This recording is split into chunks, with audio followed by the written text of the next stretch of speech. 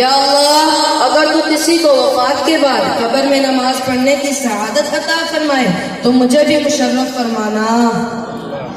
منقول ہے جب بھی لوگ آپ رحمت اللہ علیہ کے مزار انور کے قریب سے گزرتے تو قبر انور سے تلاوت قرآن کی آواز آ رہی ہوتی۔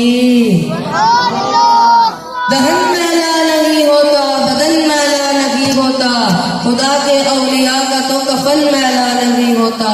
صلو علی الحبیب۔ قرآن مجید فرقان حمید اللہ عز و جل کا مبارک کلام ہے۔ اس کا پڑھنا، پڑھانا اور سننا، سنانا سب ثواب کا کام ہے۔ قرآن پاک کا ایک حرف پڑھنے پر 10 نیکیوں کا ثواب ملتا ہے۔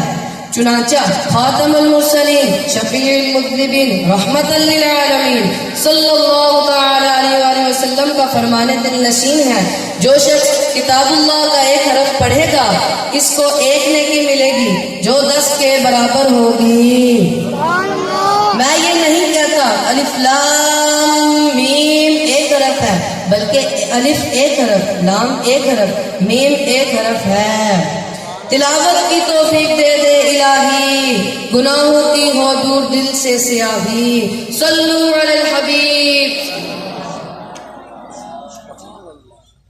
نبی مکرم، نور مجسم، رسول اکرم، شہنشاہ بنی آدم صلی اللہ تعالی علیہ وآلہ وسلم کا فرمان محتم ہے، خیرکم من تعلم القرآن وعلمہ، یعنی تم میں سے بہترین شخص وہ ہیں جس نے قرآن سیکھا اور دوسروں کو سکھایا۔ حضرت سیدنا عبد الرحمن رضی اللہ تعالی عنہ مسجد میں قرآن پاک پڑھایا کرتے اور فرماتے، اسی حدیث مبارک نے مجھے یہاں بٹھا رکھا ہے، اللہ مجھے حافظ قرآن بنا دے، قرآن کے احکام کو بھی مجھ کو چلا دے۔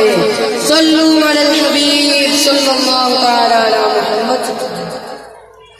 حضرت سیدنا انس رضی اللہ تعالی عنہ سے روایت ہے کہ رسول اکرم رحمت عالم، نور مجسم، شہنشاہ بنی آدم، رسول محتشم صلی اللہ تعالی علیہ وآلہ وسلم کا فرمان معظم ہے، جس شخص نے قرآن پاک سیکھا اور سکھایا اور جو کچھ قرآن پاک میں ہے اس پر عمل کیا، قرآن پاک اس کی شفاعت کرے گا اور اس کو جنت میں لے جائے گا۔